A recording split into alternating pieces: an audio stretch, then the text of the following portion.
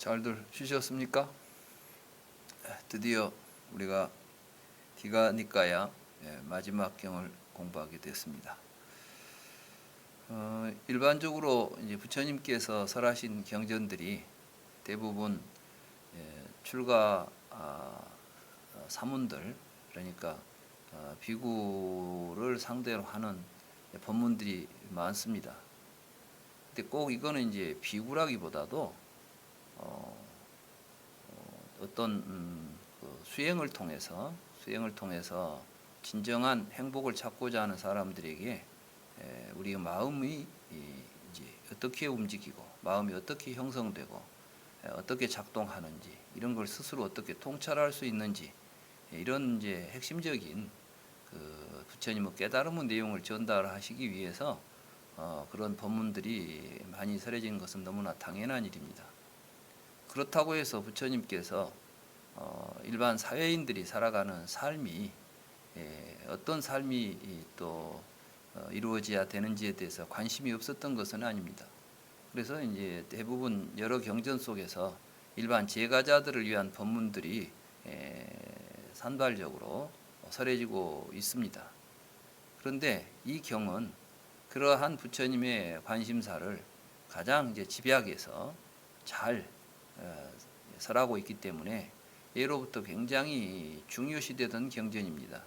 한문으로 번역되기는 육방예경이라고 하는 이름으로 또 이것이 대승경전으로까지 발전해서 대승의 입장에서 다시 이 경이 재해석돼서 훨씬 더 방대한 내용을 가지고 이제 설해지고 있기도 합니다. 아무튼 이 경은 우리 제가 불자들이 부처님 법을 공부하고 부처님 법에 따라서 살아가는 제가 불자들이 어떻게 사회관계를 유지하고 살아가야 할 것인가 하는 이런 여러 인간관계 이것을 잘 보여주고 있기 때문에 우리 제가자들에게는 더욱 소중한 경전이다 이런 생각이 듭니다. 여기서 이제 이 경의 이름은 이제 싱갈라라고 하는 바라문 그 젊은 바라문에게 부처님께서 이제 여러 가지 가르침을 주신다 그래서 싱갈로아다라고 하는 이름을 갖고 있습니다. 싱갈라 오아다라고 하는 그 말이 싱갈라와 오아다라는 말이 이렇게 합성어로서 싱갈로아다라고 하는 이름을 가진 경인데 여기서 이제 이야기되는 게 6방향이 이야기가 됩니다. 그러니까 이 6방향이라는 것은 사방, 동서남북 사방과 중앙 그리고 위에 있는 동서남북 사방과 상하. 보통 이제 중국에서는 좀 평면적으로 오방이라는 말을 쓰는데 이제 인도에서는 입체적으로 육방이라는 말을 씁니다. 동서남북 상하 이걸 이제 육방이라고 말할 수 있겠죠. 그래서 이러한 이제 이 방위를 부처님께서는 인간 관계에 비유를 하십니다. 다시 말해서 우리는 내가 서 있으면 나를 중심으로서 동서남북 상하에 여러 가지 존재들이 나와 연관되어 있듯이 우리 인간들은 모두가 다 6 종류의 관계 속에서 살아갈 수밖에 없다는 것이죠. 부처님은 이제 연기법을 말씀하셨죠. 연기법이라는 건 뭐죠? 모든 것은 관계 속에서 나타난다. 그러니까 나라는 존재는 나 혼자 독자적으로 존재하는 것이 아니라 나와 연관된 존재들에 의해서 나의 존재가 드러날 수밖에 없죠. 한번 자기에 대해서 설명을 해보려고 합시다. 그럼 내가 말할 땐 나는 누구 아버지고 이렇게 말하죠. 또는 누구 아들이고 누구 남편이고 누구 제자고 뭐 이런 이야기를 하게 되잖아요. 근데 그거 다 배제하고 내 이야기만 한번 해봅시다. 그럼 할 이야기가 있어요? 그럼 우리가 이제 할 이야기가 나는 뭐 피부하고 해부학적으로 이야기할 수밖에 없죠. 그 해부학적으로 우리가 이야기할 수 있는 뭐 머리털은 어떻게 생겼고 뭐 몸은 어떻게 이게 납니까? 우리가 정말 나라고 부르는 것을 실체를 한번 살펴보세요. 근데 우리는 마치 몸뚱이를 중심으로 해서 나가 이게 나라는 생각을 하지만 실제로 우리 삶 속에서 드러나는 나는 이 몸뚱이가 나로 나온 게 아니라 관계 속에서 내가 드러나요. 그러니까 내가 뭔 일을 할 때 내가 할 일을 생각해 봅시다. 그러면은 관계를 다 배제해 버리면 할 일이 있겠어요, 없겠어요? 내가 부모로서 할 일이 있는 것이고 자식으로서 할 일이 있는 것이고 부부로서 남편으로서 아내로서 할 일이 있는 것이고 뭐 이렇게 일이라는 것, 우리의 삶이라는 것이 관계입니다. 관계를 떠나서는 존재도 삶도 사라져 버립니다. 이게 연기법입니다. 그리고 연기의 도리에 의해서 이제 우리의 삶을 어떻게 살 것인가 하는 문제가 이 육방예경에 잘 설해져 있습니다. 본래 인도 사람들이 보면은 뭐 해가 뜨면 해 뜨는 자리에 가서 절을 해요. 아침에 해가 지면 해 지는 데다 절하고 한낮에는 하늘에다 막 절하고 뭐 이런 게 이제 해와 달 뜨면 그런 예배법이 있어요. 옛날부터 이제 우리도 보면은 옛날에 뭐 아침에 일찍 그 정화수 떠놓고 기도도 하고 또는 해 떠오를 때 해를 향해서 빌기도 하고 달 보면 달 보고 빌기도 하고 이런 게 있잖아요. 인간들은 누구나 다 복을 받고 행복하게 살고 싶어 합니다. 그래서 어떤 기원, 기도를 하면서 무언가 어디 내 외부에 있는 어떤 존재의 의탁에서 그런 그 어떤 행복이나 이런 그 뭐 자신의 어떤 그 불안한 미래를 이제 좀 더 안정되고 편안하게 하고자 하는 기도들을 하게 되는 것이죠. 이 경우는 이제 그러한 브라만 어떤 그 젊은 브라만이 그런 기도하는 것을 보시고 부처님께서 그 젊은 브라만에게 이제 설하신 법문이 오늘 우리가 살펴볼 신갈라에게 설하신 경입니다. 뭐 내용이 어려운 건 없는데 상당히 좀 같이 생각해 볼 내용들이 있기 때문에 같이 한번 읽어보면서 이 경을 한번 읽어가면서 이야기합시다. 이와 같이 나는 들었습니다. 한때 세존께서 라자가에 있는 웰루아나 깔란다카 니와파에 머무셨습니다. 그때 거사의 아들 신갈라카는 아침 일찍 일어나 라자가 성에서 나와 젖은 옷과 젖은 머리 차림으로 동방, 남방, 서방, 북방, 하방, 상방에 각각 합장 예배했습니다. 왜 젖은 옷으로 이렇게 했을까요?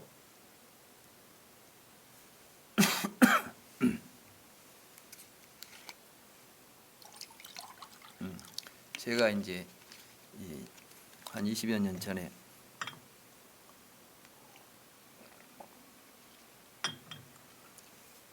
인도 여행을 한 적이 있는데 그때 바라나시 강가에를 갔더니 새벽에 사람들이 전부 강에 와가지고 목욕을 하는 거예요.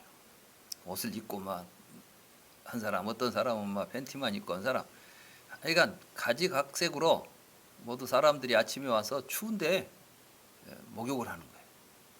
그러니까 이게 아침에 일찍 일어나서 강에서 목욕 재개, 이게 이제 목욕 재개예요. 목욕 재개를 하면 모든 업장, 말하자면 애군이나 악업이 다 사라져서 죄를 씻겨 나간다. 죄를 씻는다는 생각을 하는 거죠. 이게 세례 이런 게 다 이제 그런 의미가 있잖아요. 그렇게 해가지고 이제 나오면 온몸이 젖어 갖고 있겠죠. 그러니까 여기에 경에는 이야기가 안 돼 있지만 아마 이 거사의 아들 신갈라카가 아침에 일찍 일어나서 이제 어디 가서 강가에서 목욕을 하고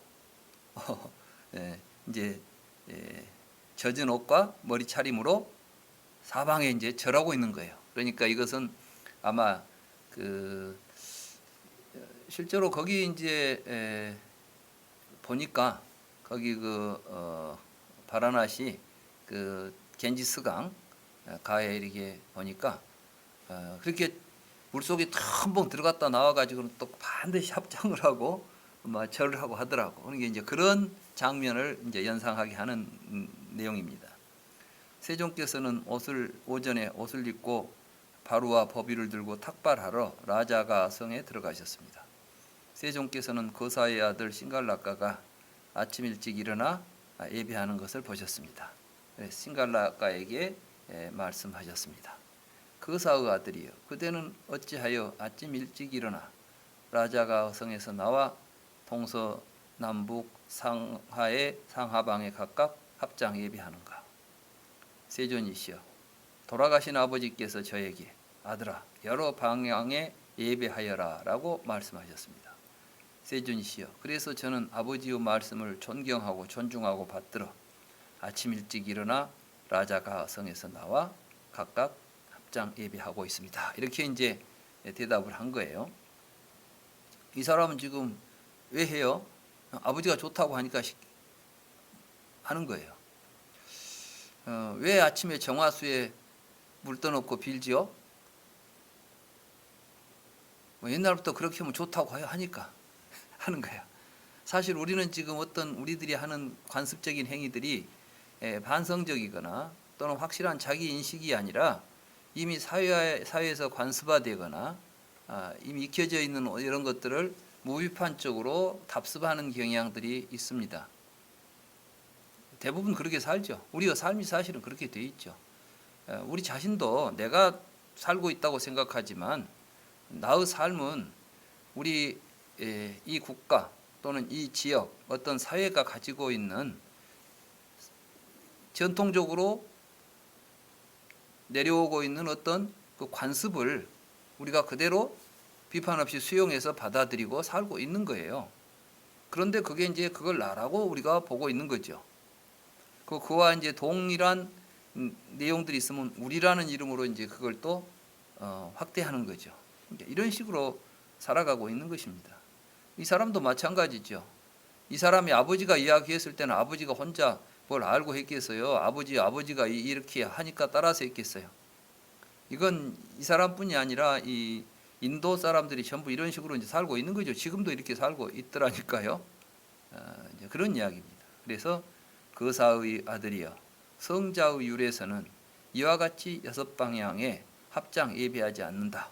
이제 6방향에 뭔가 예를 하되 6방향에 이런 식으로 아침에 뭐 강에 가서 목욕을 하고 젖은 몸으로 동서남북 상하에다 절하고 이런 건 성자의 율에서 하는 예배법이 아니다. 이런 말씀을 하신 거예요.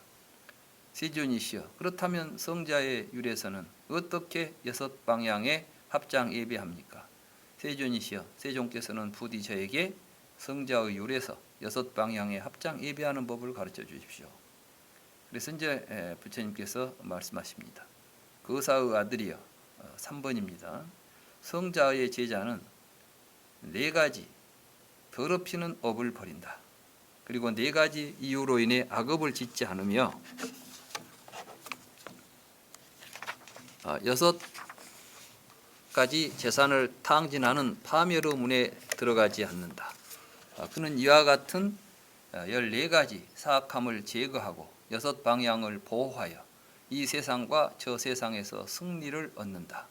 그는 몸이 무너져 죽은 후에 행복한 천상세계에 태어난다.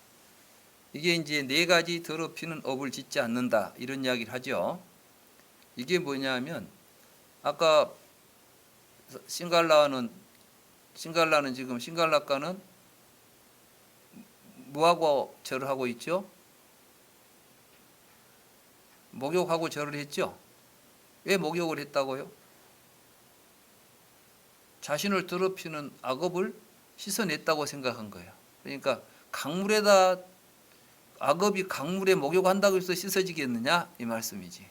그러면 이 악업을 이 부처님 가르침에 의해서 악업을 씻어내는 방법은 뭐예요? 그 업을 이제 더 이상 행하지 않는 거야. 내가 업을 짓지 않는다면 그 악업을 행하지 않는다면 나는 그 악업으로부터 청정해진 것이 되는 거죠.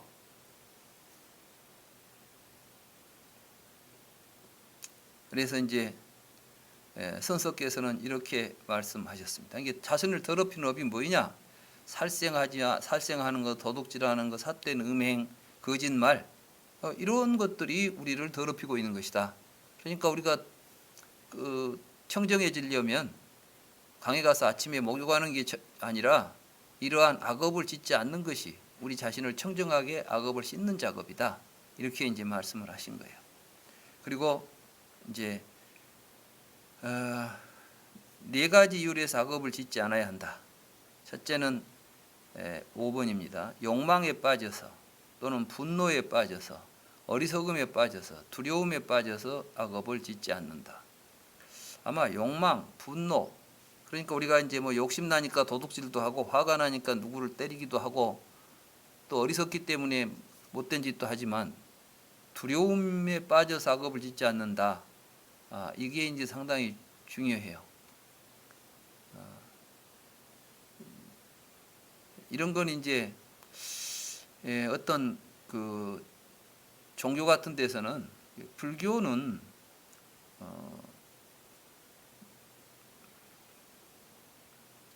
무예시라는 게 있습니다. 무예시. 외라는 건 두려워할 예자죠. 근데 보시 가운데 우리가 이제 제시, 법시, 그다음에 무예시라는 게 있어요. 무예시가 뭐냐면은 다른 사람을 두려움으로부터 두렵지 않게 해주는 게 보시예요. 우리는 불안하기도 하고 두렵기도 하지요. 근데 다른 종교는 두려움을 심어줘요. 신은 위대한 신인데 만만합니까? 두렵습니까?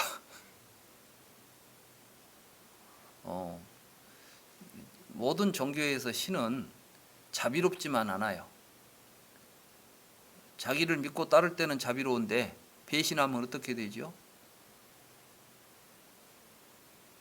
엄청난 벌을 주지요. 소돔과 고모라 성경에 보면 그 이야기 나오죠. 도시 하나를 완전히 막 불바다를 만들어 버려요. 자기 명령을 어겼다 해가지고 엄청난 이제 벌을 주지요. 또 죽으면 어디로 데리고 가요? 마음에 안 들면 어디로 보내? 지옥으로 막 보내지 않아. 얼마나 무섭겠어. 그 두려움을 통해서 어떤 사람을 이제 움직이지 행동하게 한단 말이죠. 그런가 하면 자기 마음에는 좀 제가 해서는 안 될 일인데 이거 안 해가지고는 저 사람한테 뭔가 큰 뭐가 되겠다 싶으면 두려워서 행한단 말이죠. 이제 국가적으로도 이제 어떤 큰 권력기관이 막 억압을 하면 어쩔 수 없이 막 못된 짓을 하기도 하고 이런 것들이 이제 문제죠. 근데 불교는 두려움으로부터 해방시켜 주는 게 불교예요. 그래서 부처님을 안 믿으면 지옥 간다 이야기 들어보셨어요? 부처님이 누구를 지옥 보낸다는 이야기 들어보셨어요? 아니에요. 지옥은 왜 가요? 누가 데려갑니까? 지가 갑니까? 우리 스스로 악업을 통해서 우리 스스로 지옥을 만들고 사는 겁니다. 부처님께서는 그것을 안타깝게 여기시고 그 지옥으로부터 벗어나게 하려고 하는 거예요. 그러니까 아침 저녁으로 밤낮이 종성할 때 보면 파지옥진언을 외웁니다. 지옥 없애려고 하는 거예요. 불교는 지옥을 만들어 놓고 누구를 겁줘가지고 지옥에다 집어넣으려고 하는 종교가 아니라 어리석어가지고 지옥에 빠져있는 사람들 지옥을 깨부수고 건져내려고 하는 게 불교예요.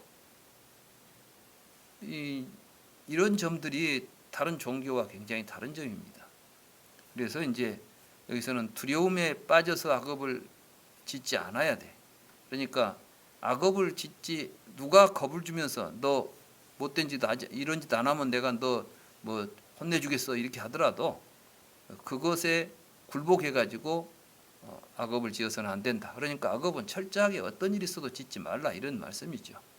그래서 이제 부처님 제자들은 어떤 두려움 때문에 어리석음 때문에 욕망과 분노 때문에 악업을 짓지 않는다. 이런 말씀입니다. 그래서 이제 거기 이제 부처님께서 개송이 있죠. 513쪽 욕망과 분노와 두려움과 어리석음 때문에 법도를 어기는 사람은 그의 권위가 사라진 데에 어둡게 이지러지는 달처럼 욕망과 분노와 두려움과 어리석음 때문에 법도를 어기지 않는 사람은 그의 권위가 증가한다네 밝게 차오르는 달처럼.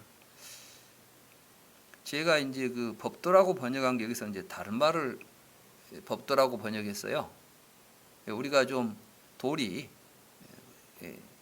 여법한 도리를 제가 이제 법도라고 한 거예요. 우리는 이렇게 이 여법한 도리에 맞춰 살아야 되는데 대부분 욕망, 분노, 어리석음, 두려움 때문에 이걸 어기고 사면 사실은 우리들의 권위는 어디서 생기느냐? 우리의 권위는 누가 주는 것 같아요? 우리는 마치 권위가 사회적인 지위 이런 것들이 주는 것처럼 생각하는데 그 권위는 우리들이 스스로 윤리적인, 그러니까 가장 권위 있는 사람은 누구냐 하면 사실은 가장 도덕적인 사람이 가장 권위가 있는 사람인 거예요. 옛날에 이제 촌장이나 이렇게 동네 어른이라고 한 사람들이 나이 먹어서 어른입니까? 다른 사람의 존경을 받으니까 어른입니까? 그 사람이 존경을 받는 것은 나이 때문에 존경을 받습니까? 그 사람의 행실 때문에 존경을 받습니까? 그 행실이 법도에 어긋나지 않으면 우리는 그 사람을 존중하게 되어 있습니다. 그러니까 우리가 남의 존중을 받고 싶으면 법도에 어긋나지 않는 행동을 해야 되는 것이고, 부처님께서는 바로 그 이야기를 하신 거예요. 권위는 거기로부터 나온다. 불교가 이제 근본적으로 권위주의는 아니죠. 그렇지만은 권위를 무시하지는 않습니다. 권위는 어차피 사회는 권위 있는 사람들이 있어야 돼요. 어중이 떠중이 너나 나나 똑같다. 이게 민주주의여서는 안 됩니다.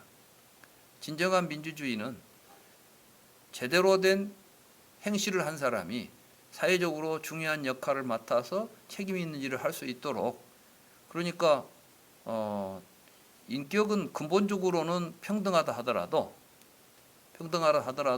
행실에 따라서 사회적으로 차지하는 위치는 달라질 수밖에 없는 거예요. 당연히 달라져야죠. 그런데 법도를 어기는 사람이 사회적으로 권위를 갖게 되면 이때부터는 제대로 된 사회가 되겠습니까? 왜곡된 사회가 되겠습니까? 우리 사회의 문제는 항상 이 왜곡된 권력 구조 때문에, 권위 구조 때문에 나타나는 거예요. 이게 제대로 돼서 누구나 다 그런 분이 이렇게 한다면 우리가 따라가야지, 이런 식이 되어버리면은 서로 싸우고 다투지 않죠. 근데 이런 게 없으니까 이제 요즘은 사람들을 속이고 가짜 뉴스를 가지고 표를 얻고 그래가지고 이제 권력을 쟁탈하고, 그러니까 우리가 얼마나 험악하게 진짜 훌륭한 줄 알고 뽑아놨더니 뒤에 가서 뒤통수를 맞은 일이 한두 번이 아니잖아요. 이런 것들이 이제 참된 권위는 법도를 어기지 않을 때 이제 생기는 것이다. 그걸 우리가 실천해야 된다. 이런 말씀이죠. 그래서 이제 여기 보면 6가지 재산을 탕진하는 파멸의 문은 어떤 것인가. 그러니까 부자가 되고 싶은 분들은 반드시 이 부분을 읽어야 됩니다. 거사의 아들이여 곡주나 과주를 마시며 방일에 전념하는 것이 재산을 탕진하는 파멸의 물이다. 그러니까 이제 술 마시고 돌아다니면 그 재산을 지킬 수 없다는 이야기죠. 밤길을 배회하는 일에 전념하는 것이 재산을 탕진하는 파멸의 물이다. 이 밤길이 뭐겠어요? 그러니까 이제 술 마시고 이제 밤에 엉뚱한 데 이제 돌아다니는 게 전념 재산을 탕진하는 길이라는 거예요. 구경거리 빠지는 거. 그러니까 이제 좋은 영화, 연극 이런 걸 이제 거기에 빠지는 거죠. 문화를 이제 그런데 빠져드는 걸 이야기하는 거예요. 어떤 그 오락에, 도박에 빠지는 것이다.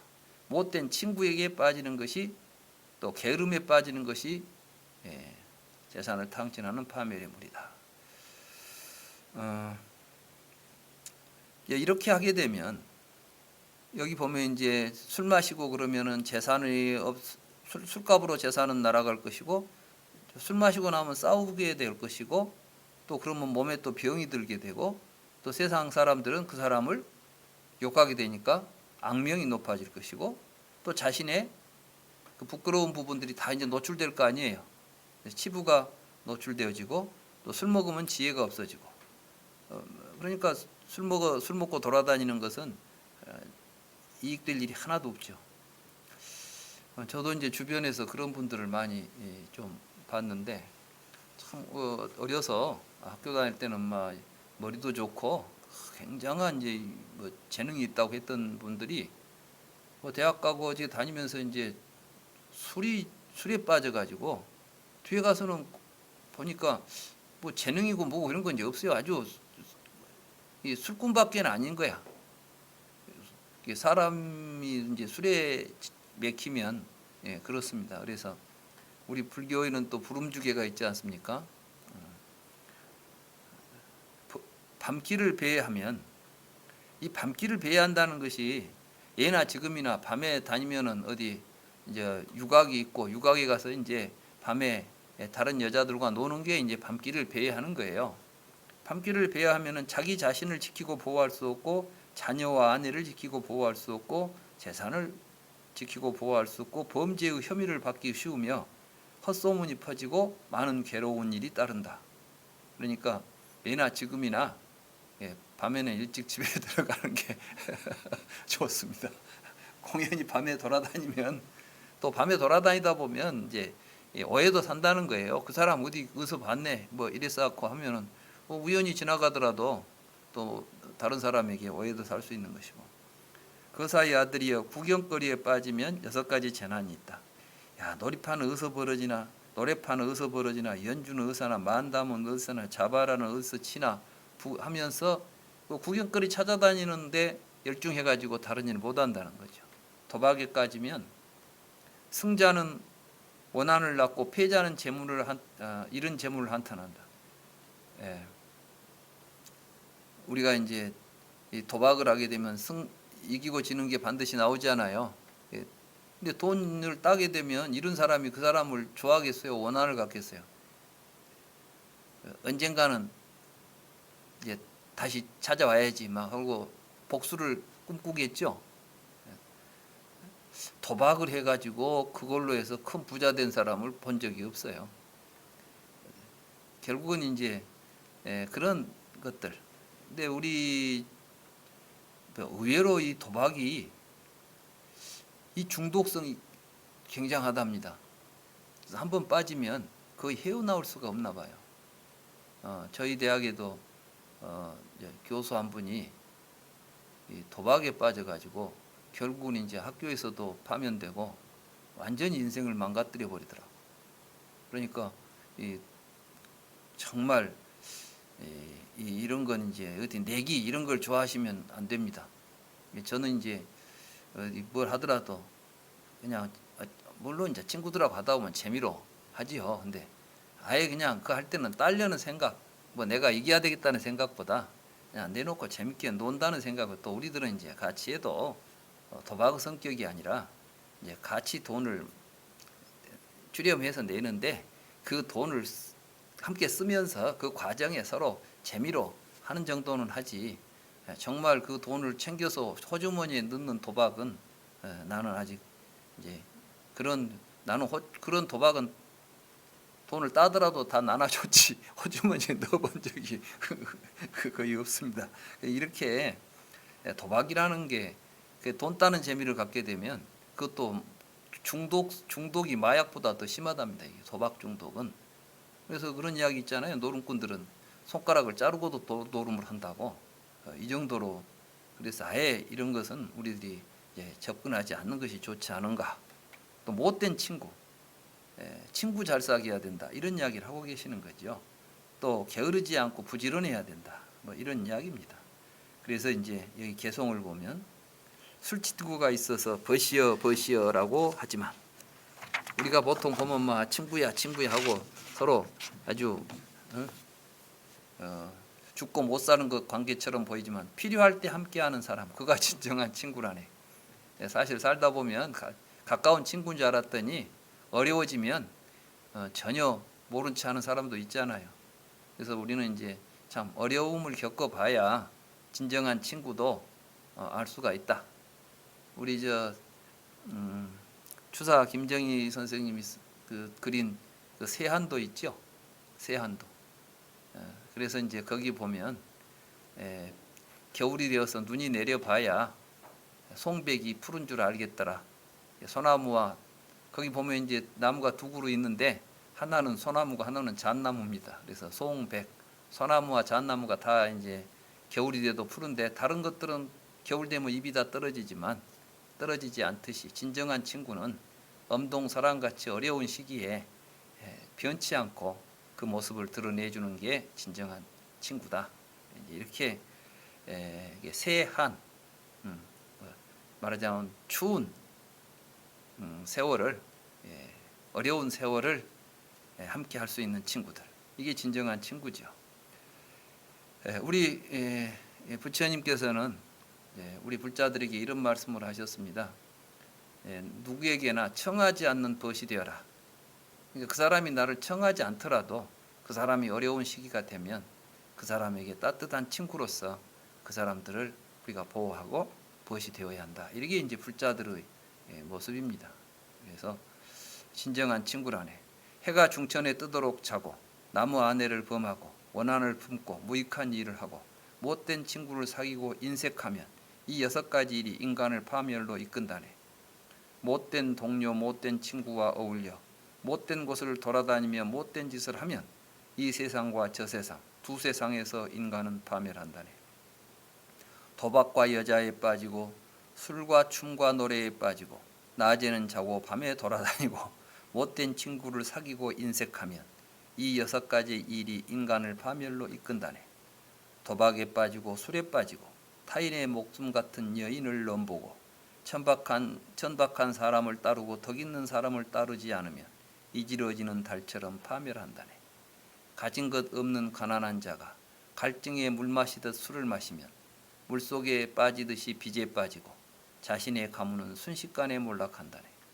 낮에 자는 습관을 가진 사람, 밤에 일어나 활동하는 사람, 항상 술에 취해 있는 사람, 그는 가정생활을 할 수 없다네.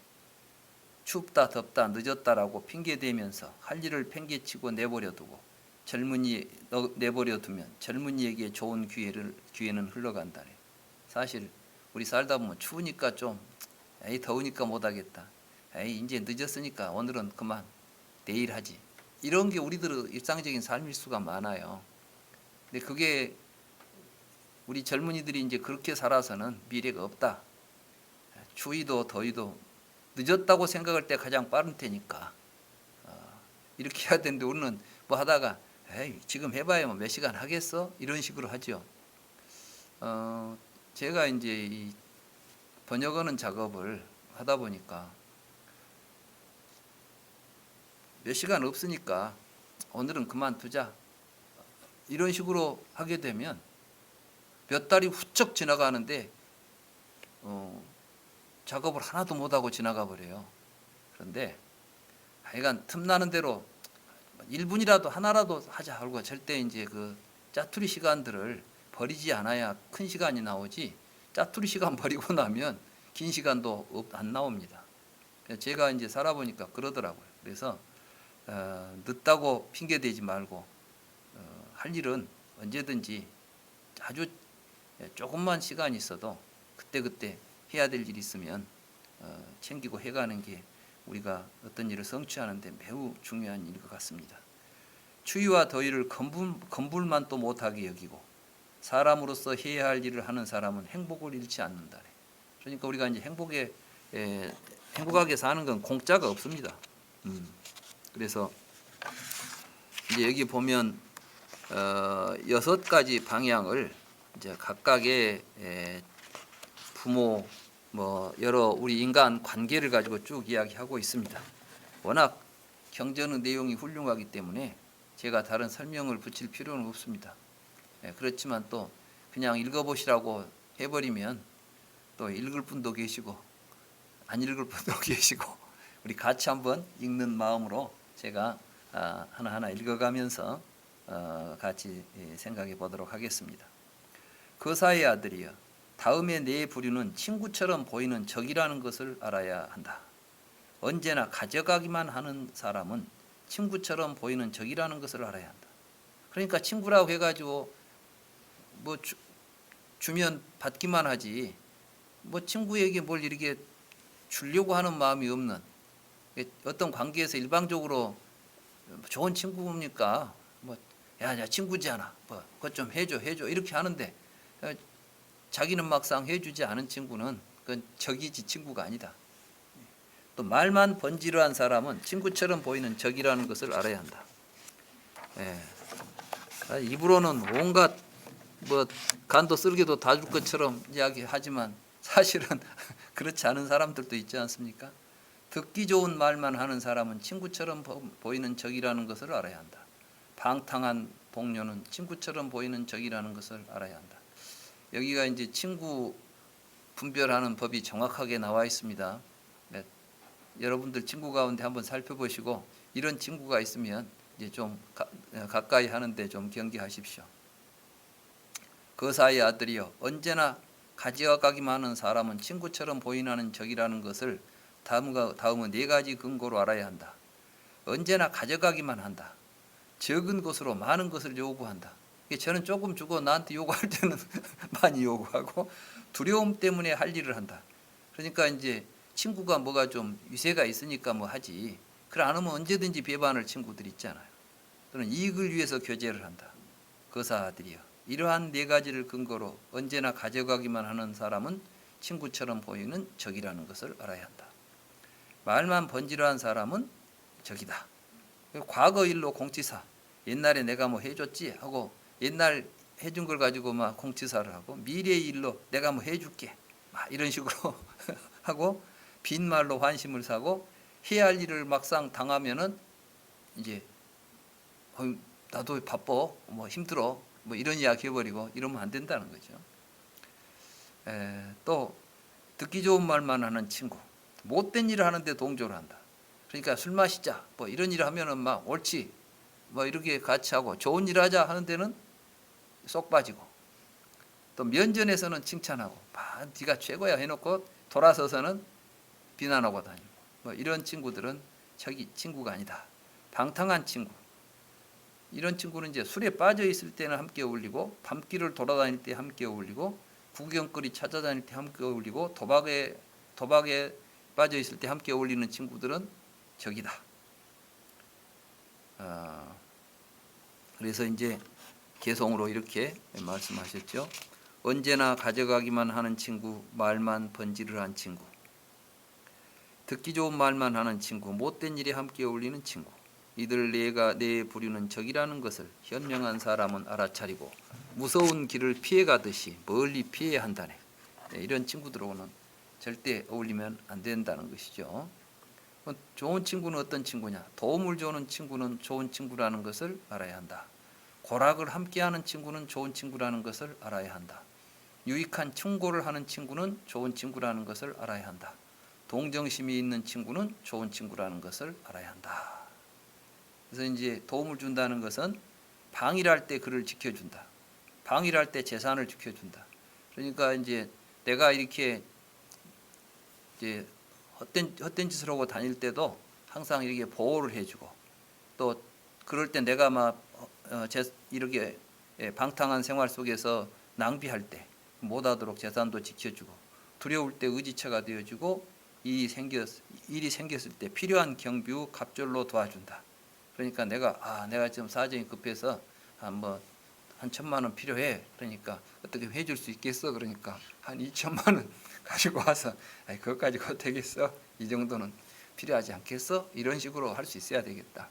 이건 또 이제 우리 스스로도 누구에게 좋은 친구가 되려고 한다면 그 사람이 어려움이 처해 있을 때는 그 사람이 생각하는 것보다 더 크게 도움을 줘야 된다. 사실 이게 이제 결국은 또 그것이 우리들의 삶을 더욱 행복하게 만들고 또 더욱 부유하게 만듭니다. 내가 그렇게 해야 내가 어려울 때 또 그 친구도 할 수 있는 것이죠. 저는 이 말이 참 좋더라고요.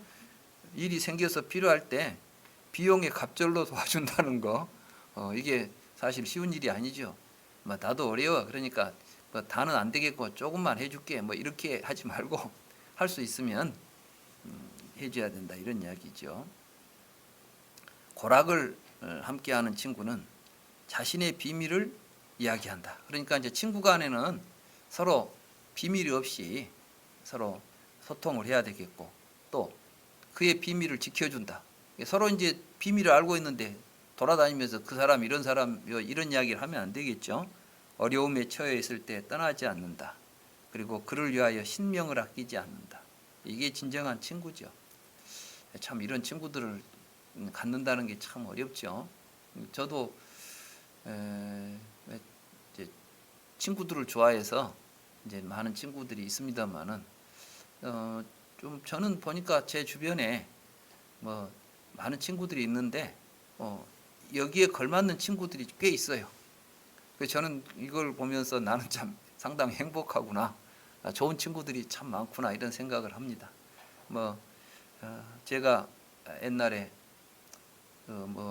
불사를 한번 해보겠다고 뭐 할 때 이야기하니까 기꺼이 그때 돈으로 상당히 큰 돈인데 한 1,000만 원 정도를 지금부터 한 20여 년 전이니까 그때 모두 가지고 와서 그런 일을 하는데 쓰라고 주기도 하고, 그런데 그게 안 돼 가지고 다 이제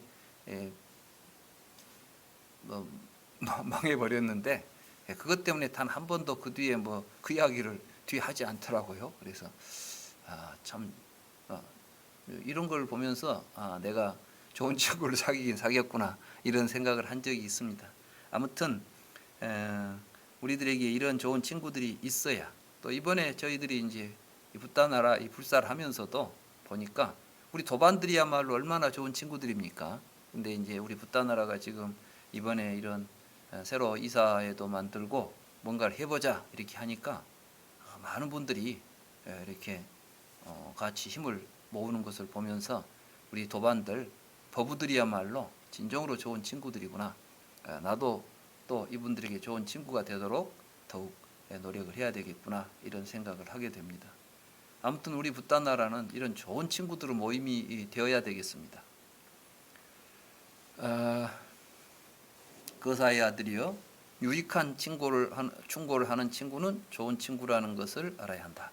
못된 짓을 하지 못하게 충고하고 좋은 일을 하도록 간청하고 들어보지 못한 것을 듣게 하고 천상으로 가는 길을 알려준다. 이거야말로 우리 붓다나라가 하는 거 아닙니까? 우리 붓다나라에 같이 공부하시는 분들을 모두 같은 친구들 아니에요. 그러니까 여기서 보면 여기서 못된 짓을 하지 못하도록 부처님의 가르침을 통해서는 서로 충고하지 않습니까? 또 좋은 일 하도록, 다시 말해서 큰 원을 세워서 부처님 법을 널리 펴자, 이런 얼마나 좋은 일입니까? 이런 일을 하도록 서로 간청하고 있고, 들어보지 못한 것을 듣게 하고, 부처님의 가르침을 아직 우리가 듣지 못한 부처님의 가르침을 듣도록 우리가 서로 권하고 있고, 올바른 선행을 해서 천상의 세계, 우리의 삶을 복되고 풍요롭게 만드는 길을 우리가 지금 같이 공부하지 않습니까? 그러니까 이 붓다나라 공부하는 우리 법우들이야말로 부처님께서 말씀하신 좋은 벗들이다 이런 생각이 듭니다. 거사의 아들이여, 동정심이 있는 친구는 좋은 친구라는 것을 알아야 한다. 그대의 불운을 기꺼워하지 않는다. 그대의 성공을 기뻐한다. 비난할 때 보호해주고 찬탄할 때 동조한다. 아무튼 이렇게 부처님께서는 제일 먼저 친구의 중요성을 말씀하셨습니다. 우리가 살아가면서 사실은 우리 옛날 어르신들이 그렇게 친구를 소중하게 여기신 것 같아요. 그래서 사람은 친구를 잘 사귀어야 돼요. 아무나 사귀면 안 됩니다. 그걸 우리가 좀 이런 부처님 말씀을 통해서 더욱 이제 마음에 새기면 좋겠고요. 여기서 이제 6방향에 대한 이야기를 하고 있는데, 거사의 아들이여, 성자의 제자는 어떻게 6방향을 수호하는가? 거사의 아들이여, 6방향을 다음과 같이 알아야 한다. 동방은 부모로 알아야 한다. 남방은 스승으로 알아야 한다. 서방은 아내로 알아야 한다. 북방은 친구와 동료로 알아야 한다. 하방은 하인이나 고용인으로 알아야 한다. 상방은 사문이나 바라문으로 알아야 한다. 그러니까 우리가 살아가다 보면 우리에게는 부모, 스승, 서로 부부, 친구, 뭐 이제 사회에 나가면은 이제 나보다 더 지위가 낮은 사람, 위에는 이제 사문과 바라문, 이런 여러 관계들이 있죠. 이 관계를 어떻게 맺어야 하는가, 여기에 대해서 각각 이제 이야기가 되는데, 이 내용의 핵심은 뭐가 있냐면 상호관계라는 겁니다. 일방적 관계가 아니라. 옛날 이제 뭐 물론 다 근본적으로는 그렇지 않겠지만, 예전에 이제 유교 윤리 같은 경우가 상하 윤리예요. 군신 간의 이야기를 할 때 임금에 대한 충성을 굉장히 강조하지만, 임금이 신하들에게 대해서 해야 할 일에 대해서는 없는 건 아니로되 위에다가 복종하고 하는 것에 비하면 굉장히 적죠. 또 부모와 자식 간의 관계도, 효우 관계도 자식이 부모한테 해야 될 도리는 굉장히 강조하는데, 부모가 자식에게 해야 될 도리에 대해서는 그렇게 크게 강조하지 않죠. 부부간에 있어서도 여자가 남편에게 해야 될 덕에 대해서는, 덕목에 대해서는 강조하지만, 남자가 여자에게 해야 될 덕목에 대해서는 좀 소홀히 하는 이러한 측면이 있잖아요. 이게 이제 계급 사회가 그렇습니다. 그래서 계급 사회는 높은 계급에게 아랫 계급은 복종하고, 이걸 이제 미덕으로 보는 것이죠. 근데 부처님 법은 일체를 평등하게 보고 있기 때문에 이 평등한 관계 속에서는 상호 관계입니다. 그래서 이제 그걸 우리가 좀 이 육방 예경을 통해서 인식하고, 어찌 보면 우리들의 현재 가족 구조들이 전통적인 유교 문화 속에 젖어 있다 보니까 아직도 이제 그런 영향이 많죠. 그래서 갈등들이 참 많은 것 같아요. 이미 사회는 평등한 사회가 되어 있는데, 우리의 전통은 그래서 뭐 가부장적인, 대부분 이제 제가 학교에서도 있어 보면 문제가 있는 애들을 들여다보면 굉장히 가부장적인 그 의식이 강한 집안에서 아버지가 굉장히 권위적이거나 이럴 때 이제 애들이, 강한 애들은 튀어나가 버리고 이 약한 애들은 거기에 억눌려 버려서 자기 능력을 제대로 발휘 못 하더라고요.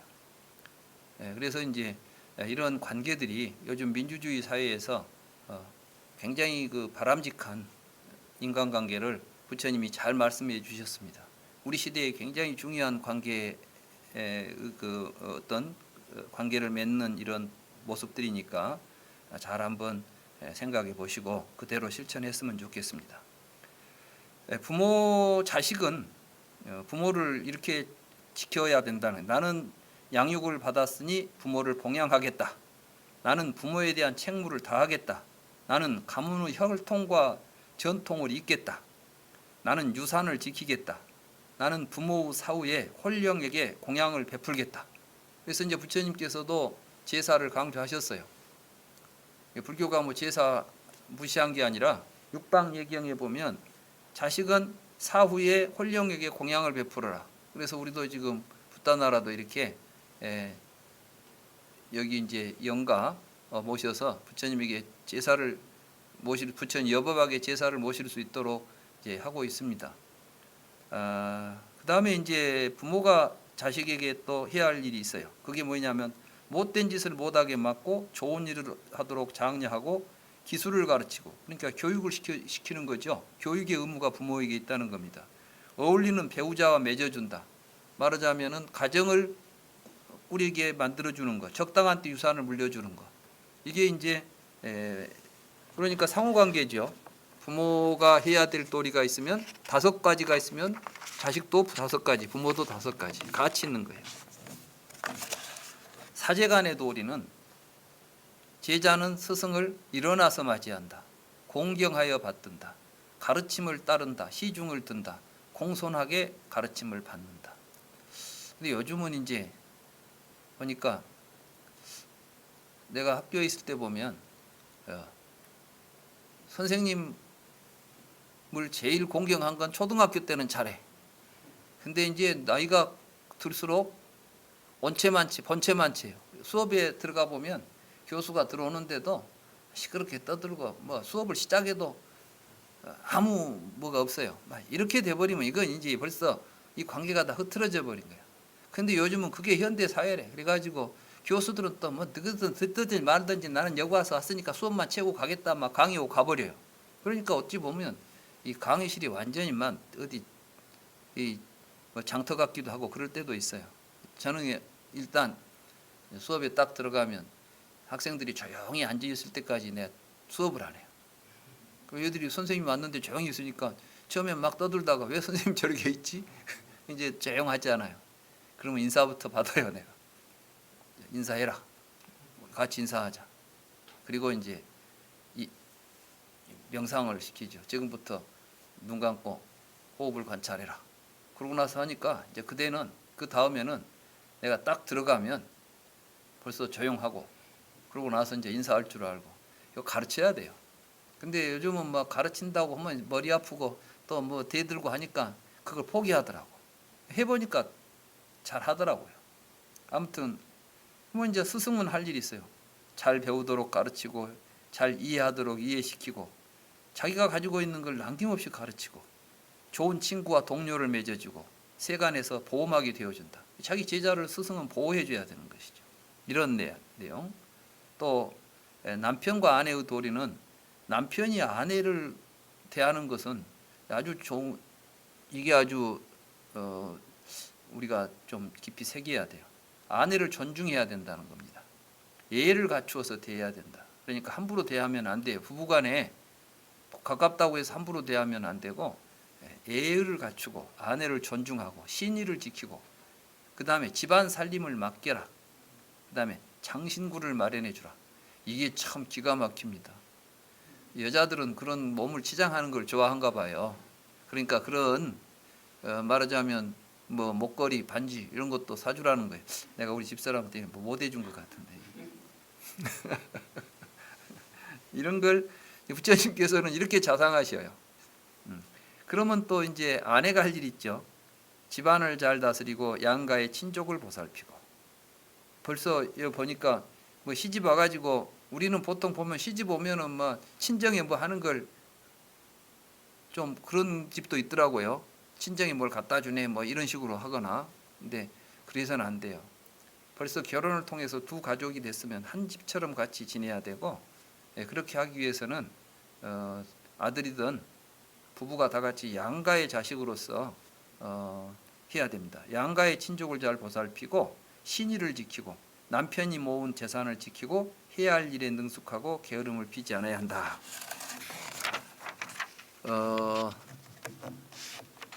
또는 이제 친구와 동료에게는 친구에게 베풀고 곱게 말하고 이로운 일을 하고 자신처럼 대하고 정직하고 성실하게 대한다. 이게 이제 친구에게 서로 하는 거예요.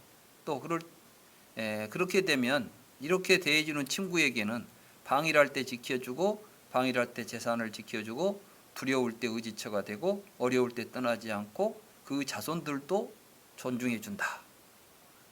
이게 이제 자식들이 혹시 친구가 뭐 혹시 이제 이 자녀들 그 친구 자녀들까지도 자기 자녀들처럼 귀하게 여기고 이렇게 해줘야 된다. 이런 이야기입니다.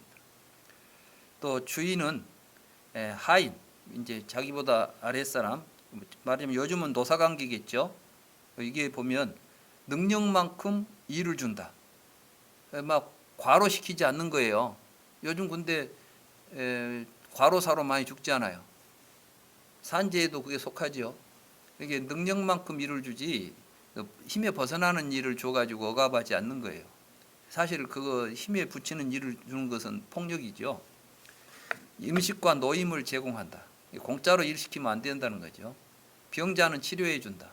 그러니까 고용인은 피고용인에게 치료의 의무가 있어요. 그래서 이제 요즘은 의료보험 같은 걸 하게 하고 있죠. 이런 걸 보면 부처님 법을 요즘 현대 사회가 잘 이제 따라가는 것 같아. 좋은 음식은 함께 나눈다. 적당한 때에 시기한다. 사실 이게 참 좋습니다. 그 같이 음식을 나눈다는 게 옛날에 그 현대 그 우리 정주영 회장님 보니까 막 같은 그 회사원들하고 체육대회 하고 같이 막 막걸리 마시고 이런 사진들이 있더라고요. 그걸 보면서 그러니까 큰 기업을 만들어내고 사람들을 끌고 가는구나, 이런 생각을 좀 한 적이 있습니다. 그러면 이제 거기 밑에 고용인의 입장에서는, 이제 노사관계에서 이제 노동자 입장에서는 주인보다 먼저 잠자리에서 일어난다, 뒤에 잠자리에 든다, 준 것에 만족한다, 주어진 일을 성실하게 한다, 주인을 칭찬한다. 근데 이것은 주인이 잘 할 때 이야기고, 주인이 앞에처럼 해야지. 주인은 안 하는데 준 것에 만족한다, 그래가지고 월급을 막 조금밖에 안 주는데 만족할 수는 없는 것이죠. 근데 앞에 보면 어떻게 돼 있어요? 능력만큼 일을 주고 충분한 음식과 노임을 제공하고, 그런데도 불구하고 욕심내 가지고 이번에 돈 많이 벌었으니까 나는 더 많이 주시오 하고, 이렇게 하면 이제 요즘 그 노사관계에 있어서 문제들이 항상 보면 이익을 놓고 다투어버리니까 인간관계가 깨져버리더라고요. 근데 여기서는 이제 가장 중요한 게 서로 인격적이고 인간적인 관계를 통해서 상호 관계로 맺어질 때 좋은 노사관계가 되겠다. 이제 바라문과 사문이나 바라문 뭐냐면, 우리의 삶 속에서 종교인들의 역할이 있습니다. 여기는 이제 종교의 역할을 이야기하고 있습니다. 자애로운 태도로 대한다, 자애로운 말로 대한다, 자유로운 마음으로 대한다, 문을 열어 맞이한다, 음식을 대접한다. 이게 뭐냐면, 이제 출가 수행자들이 가면 탁발로로 가지 않아요? 탁발로로 오면 어서 오십시오 그러고 따뜻한 마음을 해가지고 문을 열어서 음식을 대접해야 되는데, 그렇지 않으면 수행자들이 참된 수행을 할 수가 없겠죠. 그러면 이런 수행자들은 그 신자들에게 어떻게 해야 되는가? 못된 짓을 하지 못하게 막고 좋은 일을 하도록 장려하고, 이게 이제 부모가 자식을 대하듯이 하는 거죠. 좋은 마음으로 자유롭게 보살피고 배우지 못한 것을 가르치고 배운 것을 잘 이해시킨다. 천상으로 가는 길을 알려준다. 거사의 아들이여, 선남자는 이와 같이 5가지 도리를 실천하여 상방인 사문이나 바라문을 수호해야 하며, 사문이나 바라문은 이와 같이 5가지 도리를 실천하여 그 선남자를 사랑해야 한다. 이와 같이 상방을 수호하면 두려움 없이 평온할 것이다. 우리가 행복하게 사는 것은 이렇게 우리들이 서로 맺고 있는 여러 관계들을 바람직하고 좋은 관계로 맺어가는 것입니다. 이 육방예경을 통해서 우리는 이제 우리 사회가 어떠한 서로 관계를 가지고, 노사 간의 관계라거나 가족 간의 관계라거나 친구 간의 관계라거나 이런 모든 인간관계를 육방예경에 잘 지금 말씀하고 계십니다.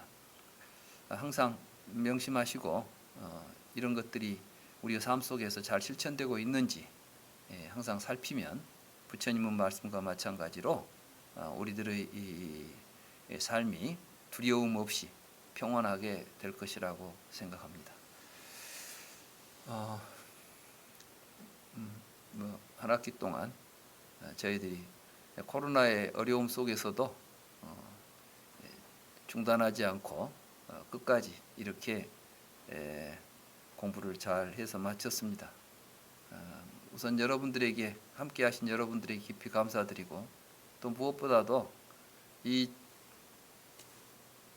영상을 찍고 이런 작업을 하기 위해서 매번 이렇게 힘쓰시는, 여기 지금 촬영하고 있는 우리 현법거사님, 그리고 또 법근 법부님, 또 우리 라울라 스님, 여기 또 그때 오셔서 또 격려하시고 수고한다고 또 밥도 사주고, 또 수강하는 사람 없으면 심심하다고 또 와서 수강도 해주시고, 이러신 여러분들의 도움이 있어서 오늘 이렇게 종강을 하게 된 것 같습니다.